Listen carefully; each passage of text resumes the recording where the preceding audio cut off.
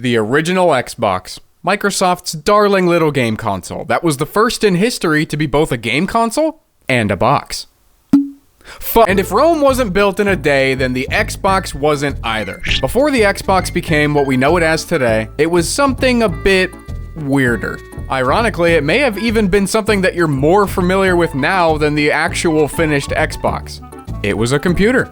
And that's not too surprising to know since Xbox branded consoles have been poorly disguised PCs for their entire run. Except for this one, which was more of a Mac, but that's a video for another day. These here game consoles use x86 CPUs from Intel or AMD. Not any different from the CPU that's in your gaming computer right now. In fact, they even slapped Xbox One CPUs onto PC motherboards at one point, but that is also a video for another day. Now today's video is about this, the Microsoft Xbox Alpha 1. It's undeniably a PC, but also undeniably an Xbox. These computers, along with their sequels, the Xbox Alpha 2, were commodity PC hardware that Microsoft had slapped together to start making games for the Xbox before they actually made the Xbox. But what happened to all of them? Well, legend says that some of them were destroyed for scrap, some of them were held onto by game studios, and some of them were wiped and then sold off to employees at Microsoft once proper dev kits were made available to them. And at least one landed in the hands of this guy on Reddit who made a post where he threw out the hardware that was inside of it. This post did not go well for him. Today, almost every Xbox Alpha 1 is in the hands of collectors, where they're probably the safest. Except for two of them, one of which being the one I just told you about, and the other, which is right here.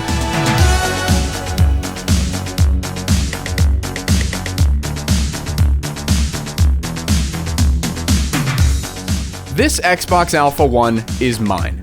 It apparently came from Activision at one point, which is kind of cool, but more recently it was owned by local Bringus Studios viewer Jinja Ninja, who reached out to me and allowed me to take it off his hands to use it for a project. A project? Have I learned nothing from the guy on Reddit? Well, for all I know, this one here is the one from the guy on Reddit. It's empty.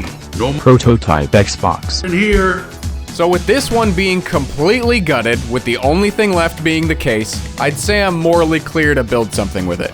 But I recognize that some things are sacred. The Xbox Alpha 1, gutted or not, is one of those things. I'm not building a stupid gaming PC out of it or making it a home server or something. I'm gonna restore it.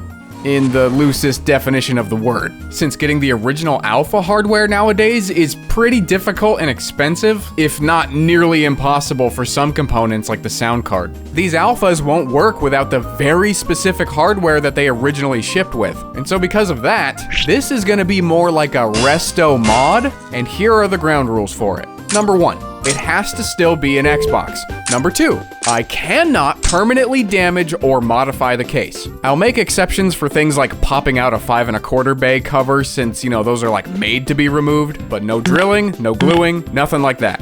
And number 3, the project must be completely reversible. Kind of the same thing as number 2, but it felt distinct enough to put here.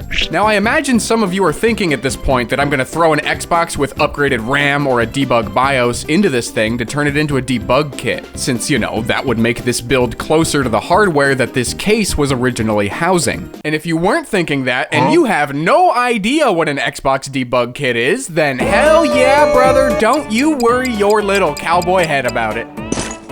The reality of it is that I don't write software. I make videos about game consoles and crappy electronics. A debug spec Xbox would be wasted on me. And you know, I could just leave the donor Xbox completely stock, since I don't really need to modify the Xbox in any way for this build, other than obviously gutting it and rearranging its innards into a new body, but none of that requires hacks.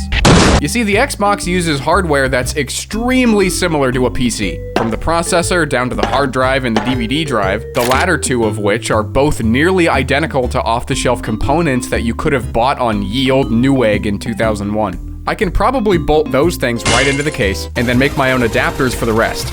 Then we'll do some sneaky little Xbox trickery to install a custom BIOS, because what, did you really think I was just gonna leave it stock? Not on this channel, we don't. Now there's just one final piece of the puzzle that we're gonna need to make this all work. It's Opera, the sponsor of today's video. Hey, do you have a Wii? Turn it on and open up the internet channel for me. Opera. Now go get your sealed copy of the Nintendo DS internet browser and turn it around. Oh, Opera.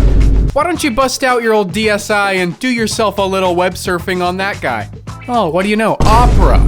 If Nintendo decided to use Opera as their web browser, I don't see why you wouldn't either. And Opera's come a long way since then. Nowadays, you can have dedicated workspaces that keep all your tabs separate. Heck, you can even do the opposite and just group them together. It's completely up to you. Opera's options to keep you organized are so good that I tried to confuse myself, but I just couldn't. I'm just too organized.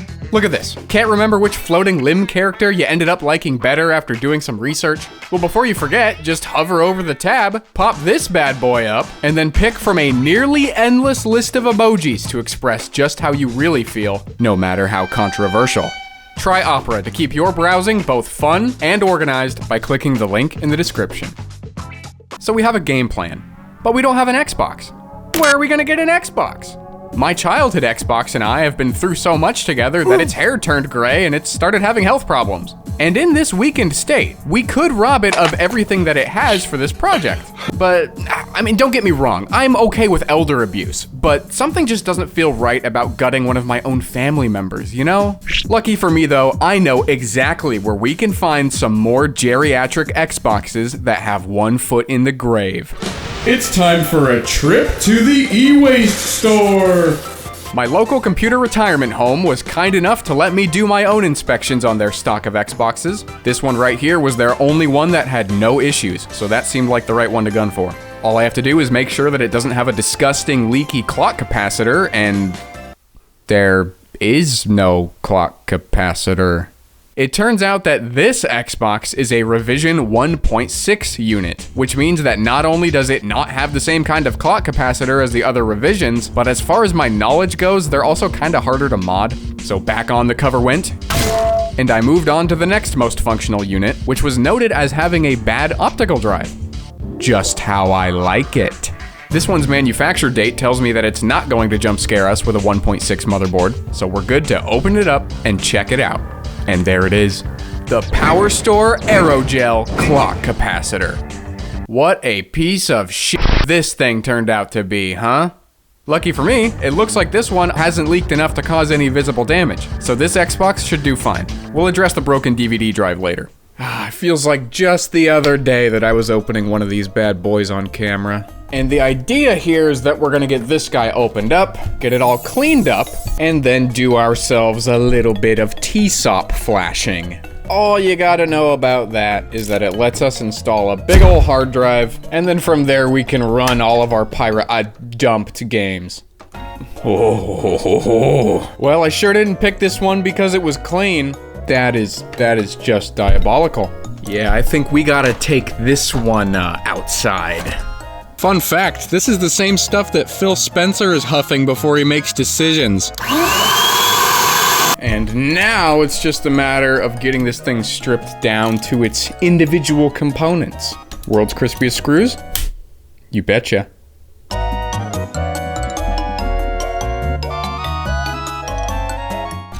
Look at that. Easy. Ain't nothing to it. This ain't no PlayStation 2 after all. Dude, this is just bad. There's no other word for it. This is evil. Look at where the cable goes. It goes under the shielding. Upon closer inspection, now that clock capacitor is fried. All of the other dust on the board was kind of hiding the fact that that thing had completely blew at some point. So I guess we're gonna clean that up now. Be seeing you later. And by later, I mean in the trash. Time to feed the baby. Who likes isopropyl alcohol? You do, you do. Capacitor earwax. Who wants it? It is now quite literally squeaky clean. Very nice. I'm not really all that worried about what that blown capacitor might have done to the Xbox functionally, because I have already verified that this thing turns on and works, so I ain't worried about it. But you know what I am worried about? Doing the TSOP flash. I've done it once before, I can do it again. Hold up. What's the soldering iron for? That's not flashing. What you're doing there is Soldering. In order to flash the T-SOP, we need to bridge a few tiny pins on the motherboard to disable its write protection. And believe me when I say they're tiny. It's that one right there above R7D2. That is microscopic. Oh boy, oh boy. All right, here we go. They're not doing the thing. That's fine. No big deal, you know? Just have to solder a wire the literal thickness of a human hair. There we go. Probably, at least. I don't know. Good enough for me. And the next point, these two. Nope. Looks like we're busting out the RoboCop pube again. And there it is. There it is. The T-SOP chip is now ready to flash. We'll do the actual flashing later. For now, I just want to make sure that I didn't break anything. Everything you see here, for all intents and purposes, is the Xbox. We got everything you need to boot. The DVD drive, the hard drive, the motherboard, and the power supply. I really don't like having this all exposed on the desk, but yeah, it's fine. Oh, I almost forgot. We do also need a power button. There we go. Do not touch the power supply. Okay. Let's see.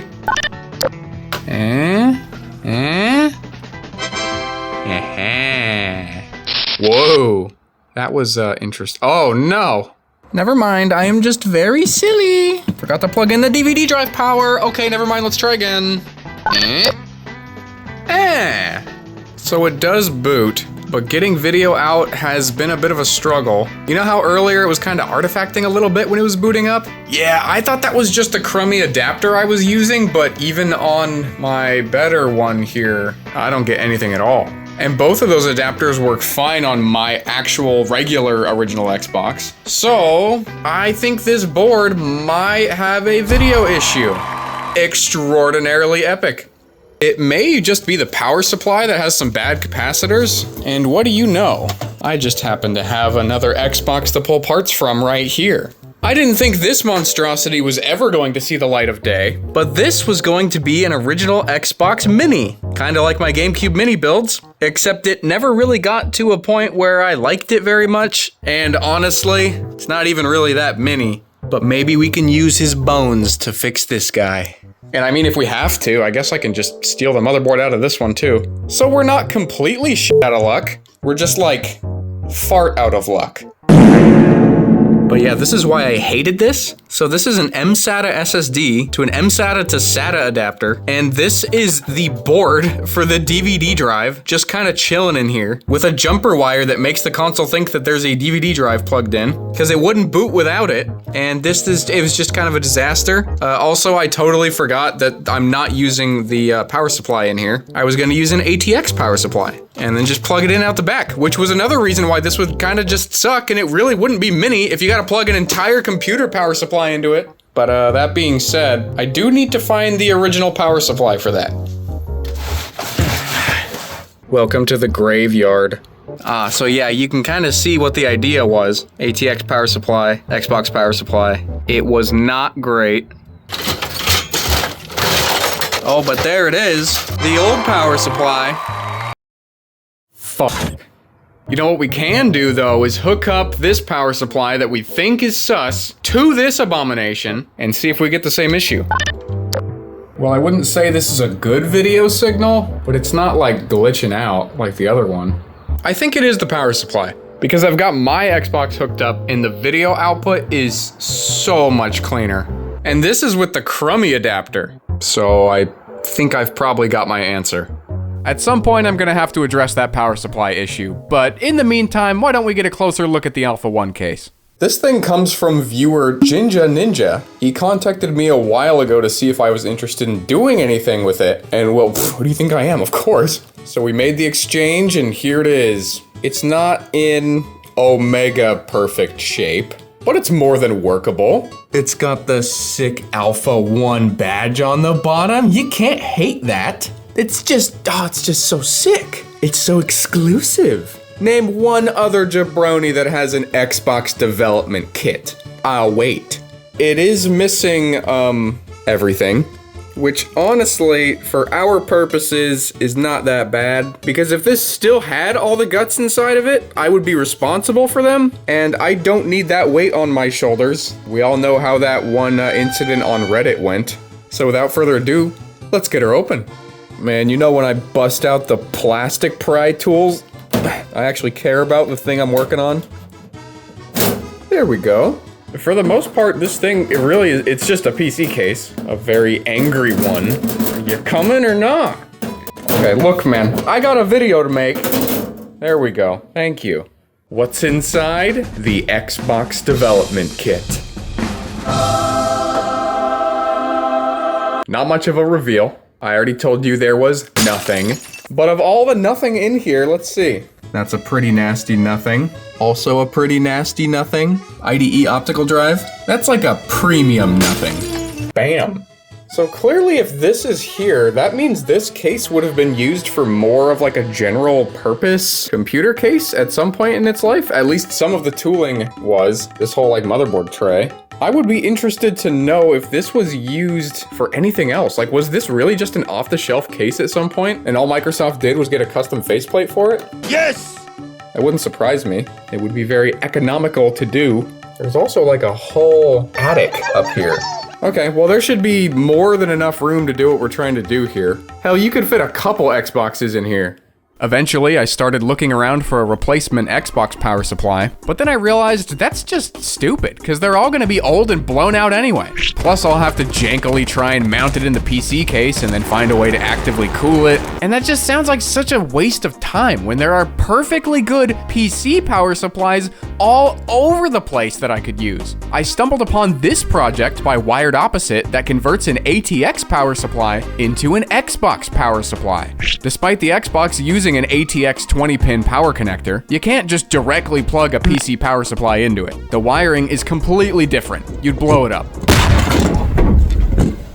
You can't even make an adapter to get the voltages to line up like I had tried to do in the past. The problem is that the power on signal that the Xbox sends to the power supply is not the same as the signal that a PC would send the power supply in order to get it to turn on and supply power. To convert the signal and get everything on the same page, there is a little bit of circuitry required. But I got an adapter ordered up from Heiwaka Wabe? Oh, I was actually pretty close. I ordered an adapter from Heiwaka Wabe on eBay, who sells the boards with all of the SMD components and a 24-pin power connector pre-soldered. The Xbox side of the adapter, though, is gonna have to be all me. They give you these 20-pin connectors, just like a regular power supply, and then you gotta put wires into this, and then solder those wires to this, and then this part plugs into the Xbox. They give you these stupid little metal things that you gotta crimp onto a wire using this stupid tool. But as you can see, I keep screwing it up. So instead of doing that, I just grabbed an old 20-pin power supply cable, and I'm using the ATX depinning tool, and I'm just stealing the pins right out of that guy. And then I'm using this as reference to rebuild the cable in my image, or more like the Xbox's image, I guess. This is gonna take some time.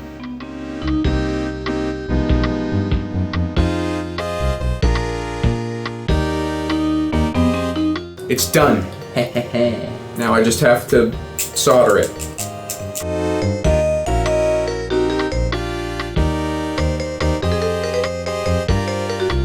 Here it is.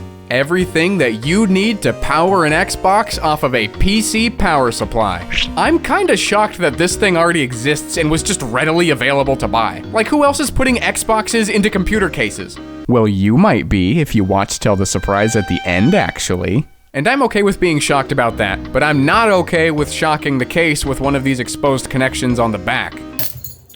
Whoa! I just welded it. That is solder from this. Whoa!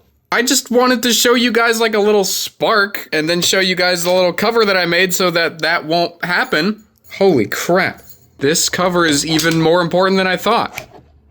I briefly went shopping for a power supply, but I started thinking about the aesthetics for this thing a bit more. Normally, I would just throw whatever Seasonic has on sale in there and call it a day, but I kinda wanna stick to the early 2000s, like half Xbox, half PC look and feel of the original Alpha 1 dev kit. And because of that, I want a big, boring, old gray power supply.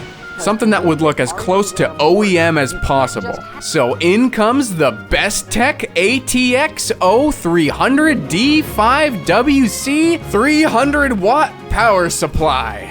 This thing is so grandpa spec that it even came out of an old Windows Vista era HP Pavilion. But all the voltages on it read well within spec, and having survived since 2007, I'd say this thing has proven itself to be reliable enough to fill the big gray power supply shaped hole in my heart, and more importantly, the one in my Xbox computer. But does this power supply fix our video issue?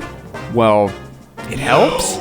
I can at least get video out using the component to HDMI adapter now, but it's just not very clean video. Frankly, it looks like crap. I was hoping I could avoid having to do this, but after doing some research, it looks like replacing these capacitors here near the CPU seems to have helped people in the past with their video issues. So, another Amazon order later, and I have myself a set of matching Panasonic capacitors to replace these old ones with. And you know, I probably would have had to do this eventually anyway, so I guess it's not that big of a deal. They're just kind of a pain to get out. So now how's our video looking? It's Mega crap. I just don't get it. The rest of the caps look fine. My Xbox works fine with both of these video adapters. But wait, there is another. I remembered that I bought an Electron Shepherd Xbox to HDMI adapter a while ago for a video, but it ended up arriving too late to actually use it. These specific HDMI adapters have some special sauce in them. They make any Xbox look like $1,000,000. No idea how they do it. I still think that there's something wrong with this Xbox, and changing the adapter won't really help. But I mean, what the heck, it's here. We'll give it a shot. What? This video signal is gorgeous. You could eat Thanksgiving dinner off of this output, it's so clean. So it turns out that the reason that this Xbox has a hard time with these adapters and not this one is because of either a cosmic ray, sorcery, or the Pharaoh's curse. With the video issues solved, it's time to start mounting the components into the case. Fitting the power supply is going to be literally no trouble at all, since, you know, it was made to go in there. But some of the other components are gonna need a little thought put into their placement. I'm planning out where the motherboard is gonna sit in the case, and Microsoft, in their infinite wisdom, I mean, I say infinite wisdom, but there's no way they would have planned for this. The I/O is on this part of the board, and everything else sticks up really high from there. So I can't put the I/O where the I/O is supposed to go, because then the CPU collides with the power supply. But as it turns out, you can just barely fit an Ethernet cable through the expansion card slots. It just barely fits through there. There's like a 0.5 millimeter of clearance. It feels extremely dirty and evil to do this, but it works pretty good. And then we can have the video out right there. And I don't think the motherboard will be hitting the power supply.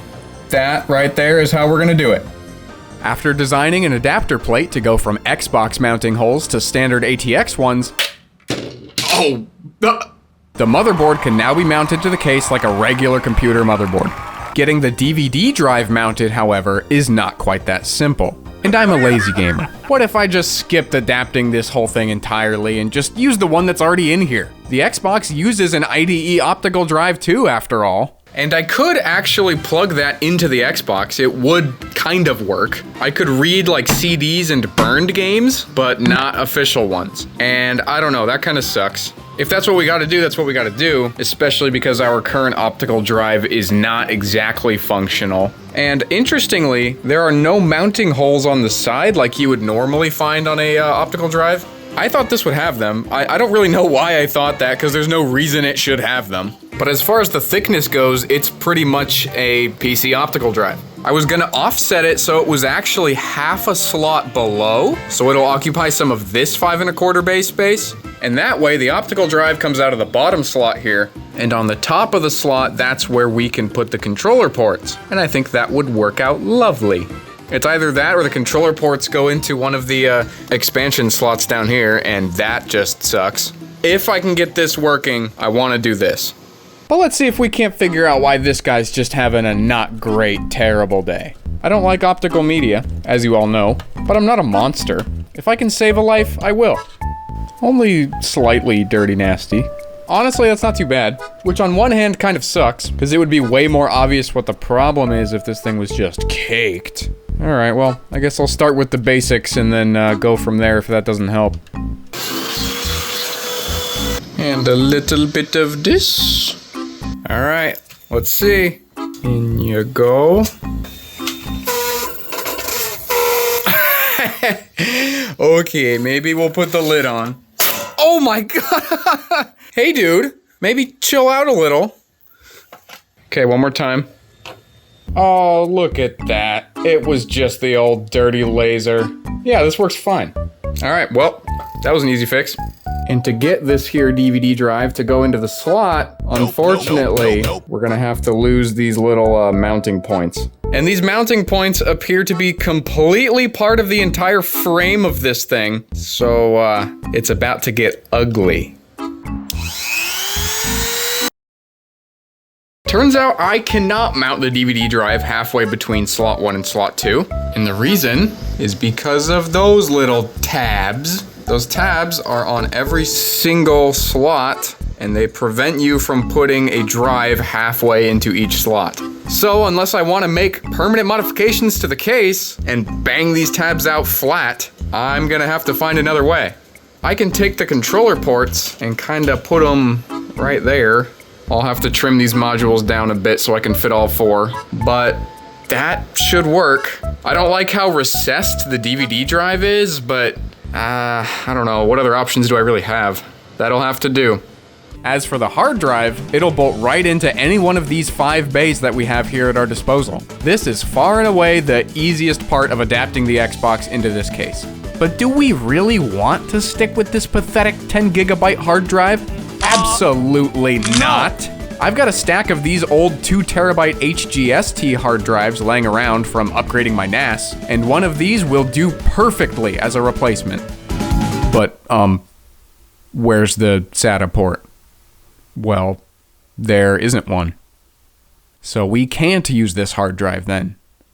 But we can! Through the black magic of the company StarTech, we can install this here SATA to IDE adapter board onto the back of our hard drive, and then carry on connecting our 2 terabyte SATA hard drive over an IDE cable. This feels like it should not be possible. But wouldn't running a SATA hard drive over an IDE cable be a speed bottleneck? Yep. It's finally time to do our TSOP flash. That way the Xbox will accept our new hard drive. Technically, I don't have to do a TSOP flash to upgrade the hard drive, but doing dangerous and risky things in the name of gaming is like kinda my kink, so that's what we're doing. One steamy evening with a SurBIOS installed disk later, and our hard drive is good to go. Now that we have a mounting solution for most of the parts, it's time to begin the great migration. I ended up connecting the hard drive with this horrendous round IDE cable. Which was the style at the time. Rounded IDE cables provide no better performance, but they elicit ooze. And since it looks like it boots fine and nothing appears to be broken, I can move on to making a cooler. The Xbox normally uses a single small fan to pull air through the console and out the back of it. Sucking air through the heatsink is a fine solution if you have a tightly controlled space and airflow path. I could design something like that for myself, but the fact that I have to cool both the CPU and GPU heatsinks, which are not the same size and shape, makes me really not want to have to deal with that. So instead, we'll do the tried and true method of just dumping air on top of the heatsinks like computer makers have been doing for decades now. And I don't have much faith in that little front intake fan to get cool air all the way across the case, so I'm just gonna pull cold air in from the rear fan by flipping it around. And at this point, I could just stick another fan on top of this heatsink and call it a day. But I got to thinking about that 2000s computer styling with the case again, and I had an idea. In Dell's old piece of crap Optiplex and Dimension computers from the XP era, they would install this big, gaudy green fan duct to cool the CPU, since throwing in a hunk of green plastic was a lot cheaper than installing a second fan. And it just screams 2000s shitbox. I could try to measure the distance between the heatsink and the fan and get the exact clearance that I'll need around the capacitors and brackets, but no, that's stupid. It's a waste of time because of something called photogrammetry. Photogrammetry is probably one of the coolest technologies I have ever used, apart from the translator pen. That thing can play Half-Life. First, you take an absolute truckload of pictures of your subject from as many angles as you possibly can. The more the better. Then you throw the images into your photogrammetry software. For this model, I used a program called Beholder. It's literally as simple as pressing a few buttons and out pops a 3D model. And as you can see, the model that I generated is certainly not the best. It's lumpy and chunky and looks like an actual pile of shit. But it's gonna be just fine to use as reference for when I'm making the cooling duct. A few hours in Autodesk Fusion later, and we've got ourselves a duct, which actually fit perfectly on the first print. Minus one chunk that I forgot to cut out right here, but hey, you know what? After putting the side panels back on and leaving the Xbox to transfer games over FTP for a while to put some kind of a load on it, this cooling solution looks like it's gonna work just fine. I know I said that pulling air through the heat sinks instead of pushing air through them would be worse, but just to double check, I flipped the fan around and intake, it will stay. Having two intake fans is going to create a slight positive pressure in the case that should help get rid of the heat, but the exhaust fan up here in the power supply will likely be doing most of the heavy lifting. The hard drive also did seem to get pretty hot while transferring games, so I also put this 92mm fan in the lower drive bay to keep it cool. Now that the cooling is all figured out, it's time to tackle the wiring. There are three important cables that run through the Xbox that we need to address: the controller port cables, the DVD drive power cable, and the cable that runs to the front panel. In order to not modify any part of the front panel I/O cables that are attached to the case, I'm gonna modify the Xbox's button and LED front panel board to accept standard PC front I/O cables. One wire each for the power button, eject button, red LED, and green LED, then four more to give each of those a ground line. All of those wires terminate in one 8-pin header that we can then plug our front panel I/O cables into. The reason why we need to mess with the DVD drive's power cable is because, well, it's just so short.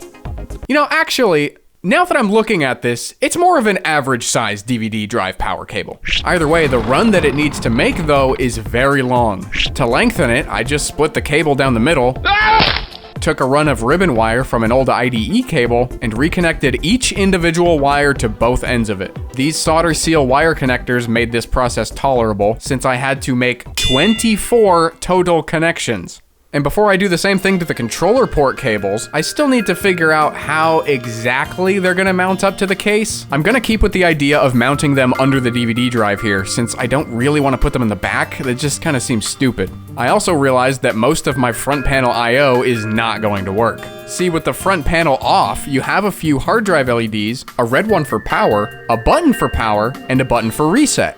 Perfect. But when you put the panel back on, only the power button remains accessible. So if I want power LEDs and an eject button, I'm gonna have to cram them under the DVD drive too. Actually mounting these things, there's not much to really mount it to at all. So what I'm kind of left with here are these rails for the lower 5 1/4 slot, the one that's covered up by this cover here. And I think I can design something, some kind of bracket that's just gonna go from these rails kind of out here.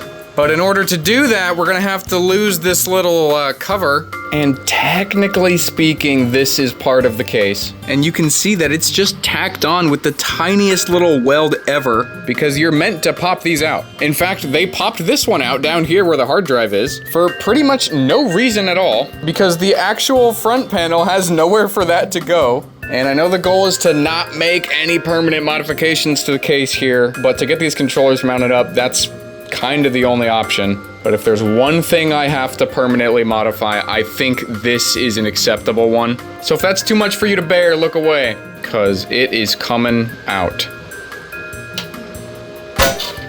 Later.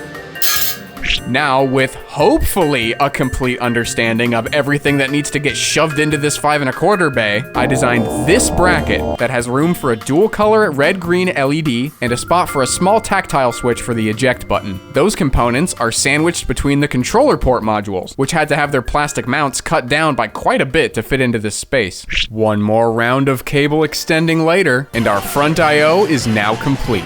Also, notice how the DVD drive is not recessed back like before. I fixed this by using a document scanner of all things, and scanning the bottom of the DVD drive bezel to make a 3D printed negative of it that's been extended to the proper length to bring it forward enough to be flush with the controller ports.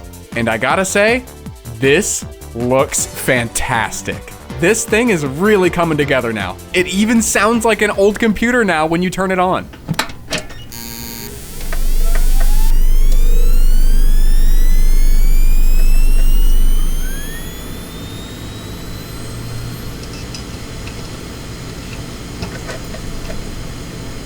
We're kind of in the home stretch now. I can finally address some of the smaller things. To keep the DVD drive in place, I designed a couple braces for each side of it to keep it from moving backwards or upwards. I secured the I/O board nicely to this spare motherboard standoff, and I cut down a rear slot cover to fill the gap left by the Ethernet port. This custom I/O shield with a cutout for the video connector snaps in place just like a real one. And the basement area here was looking a little bit sparse and ugly, so I threw in this air ramp that will help direct air from the intake fan up toward the CPU and GPU. Whether or not this piece really improves airflow or does anything at all, I'd say it probably doesn't, but it does help the space at the bottom look a little cleaner, which is what I really care about.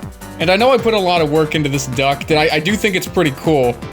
Guys, look at that! The only thing this needs now is this fan to be covered in 10 pounds of dust, and this will be 100% accurate to early 2000s gaming computer. Okay, actually it looks sick though, what the heck? So I guess with that, it's done. Here it is, the Xbox Alpha B. There's something poetic about combining the Alpha 1 case, which existed well before the Xbox as we know it today, with mods that bring the console so much further into the future than people in 2001 could have ever imagined. 2 terabytes of SATA storage with the potential to be upgraded all the way up to even 16 terabytes. The Alpha was originally designed to make games for the Xbox without the ability to boot any retail games, but now that this one is using modded final production hardware, not only can it still be used to make games, now it can play the Xbox's entire library, and all of it off of a single hard drive. The output on this thing looks beautiful, whether it's on a CRT or at full HD on a modern display. It's absolutely silent, except for the nostalgic clicks and clacks of a mechanical hard drive and an optical drive. Optical media bad. This whole build can all be completely reversed as well, leaving the Alpha 1 case exactly as it was, in case the time ever comes for it to move on to someone new. And the best part of this project to me isn't this project at all. It's the ones that will come after it. I realized after a while that while I was making a sick Resto Mod Alpha 1 dev kit, I was also essentially at the same time making an Xbox to PC conversion kit. Think about it, there's no reason why you couldn't replicate this build beat for beat into any case that you want, as long as it has 2 5 1/4 bays in the front, of course. I'm going to release all of the STL files for this build, as well as the Fusion project file, and a build guide that goes into more detail than I did in the video. All of these are going to be free on my printables page. The link is in the description. But if you end up using any of my designs to make a build of your own, show it off to me on Twitter or Discord or something. There's links to all of my socials in the description. I just want to see what you guys end up making. I already want to make another one myself. And with that, I'll see you in the next one.